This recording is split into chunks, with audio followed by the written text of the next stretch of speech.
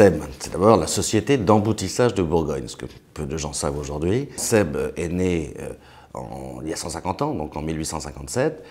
À l'époque, c'était un ferblantier ou un rétameur, donc ambulant, qui s'occupait de réparer les ustensiles de cuisine. Puis bien évidemment, cette affaire marchant bien, elle s'est développée et donc elle a commencé à construire des usines, donc on est rentré dans l'ère industrielle.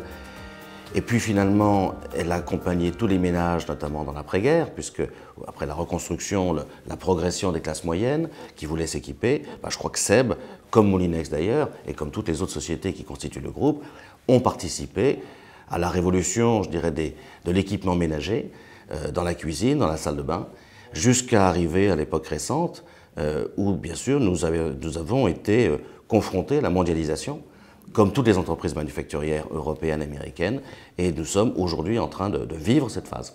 Nous sommes effectivement présents sur deux métiers qui sont les articles culinaires non électriques et le petit électroménager. Et nous sommes présents à peu près dans 120 pays dans le monde. Nous avons des marques qui sont mondiales, donc comme Tefal, Moulinex, Roventa, Krups, mais nous avons également des marques régionales, puisque au Brésil par exemple nous appelons Arnaud ou Panex, et qu'en Chine, maintenant, nous nous appelons Support depuis notre acquisition il y a quelques semaines.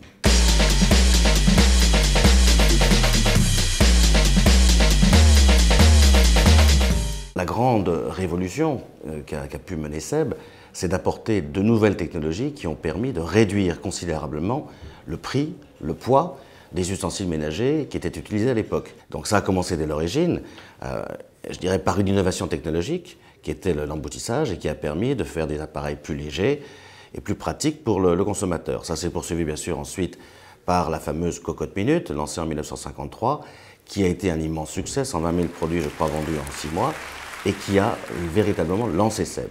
Par la suite, l'innovation a perduré et dure aujourd'hui puisque notre métier n'est que cela, c'est d'apporter aux consommateurs des produits qui vont lui faciliter la vie quotidienne.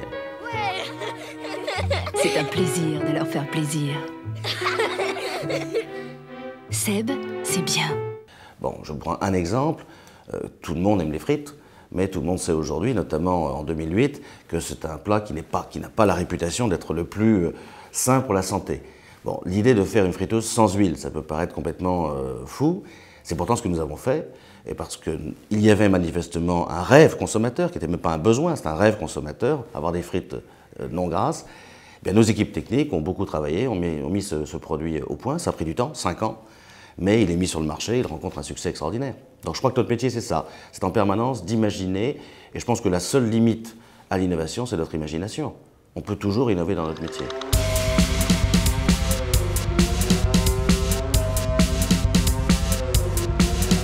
Le grand succès de la cocotte minute dont on a parlé tout à l'heure et qui est né en 1953, qui a formidablement développé le groupe, a permis de concentrer le marché. Nous n'étions pas seuls sur le marché. Des entreprises comme Moulinex, Calor, qui était né en 1917, Roventa en Allemagne, ou Krups, et toutes ces sociétés ont été rachetées par le groupe parce que nous avons depuis l'origine eu la même vision stratégique, qui était qu'il fallait se développer à l'international, se développer sur un plus grand nombre de familles de produits, et notamment de le faire par acquisition, ce qui permettait d'aller plus vite.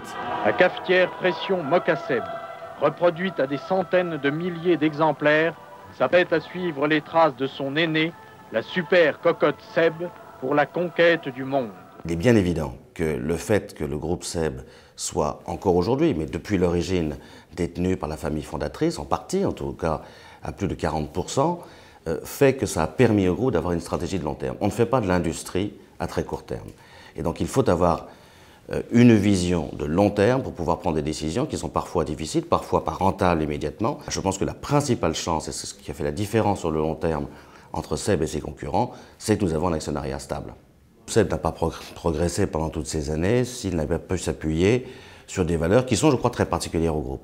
Ce qui est intéressant d'ailleurs, ces valeurs qui tournent autour de l'esprit d'équipe, de la volonté d'entreprendre, de l'innovation, de la solidarité, sont des valeurs que nous avons régulièrement revues et repassées à la loupe pour savoir si elles avaient changé. On ne s'exprime pas en 2008 comme on s'exprimait en 1953. Pour conduire, madame, vous subissez un examen pénible. Mais utiliser la super cocotte est un jeu d'enfant. Mais je crois que fondamentalement, les valeurs n'ont pas changé. Les hommes qui ont fait le groupe seraient aussi à l'aise, je pense, aujourd'hui, car ces valeurs n'ont pas changé et elles restent très fortes à l'intérieur du groupe, comme d'ailleurs dans la famille. Bon, Seb a effectivement aujourd'hui 150 ans. Nous avons déjà la chance d'être toujours en vie, mais ce n'est pas suffisant. Nous avons, je crois, toutes les armes pour le futur et nous avons bien l'intention de continuer. Aujourd'hui, il y a deux types de marchés. Il y a les marchés matures comme l'Europe, où nous sommes typiquement dans un marché de renouvellement qui n'a pas une poêle, qui n'a pas un sèche-cheveux ou tout appareil ménager. En revanche, dans les pays émergents, que ce soit l'Amérique du Sud et encore plus forte raison l'Asie, et notamment le premier marché qui est la Chine, nous sommes dans un marché de premier équipement, exactement ce qu'on a vécu dans l'après-guerre en Europe. Je dirais que la seule différence, c'est que les Chinois vont sans doute gommer 50 ans beaucoup plus rapidement que nous, puisqu'aujourd'hui on voit bien que les Chinois passent des cuisinières à gaz aux plaques à induction. Donc oui, nous sommes sur un marché de premier équipement qui offre donc des potentiels considérables de développement pour nous, mais ce n'est pas avec des produits 1950 qu'on réussit en Chine, c'est avec des produits très modernes de 2008.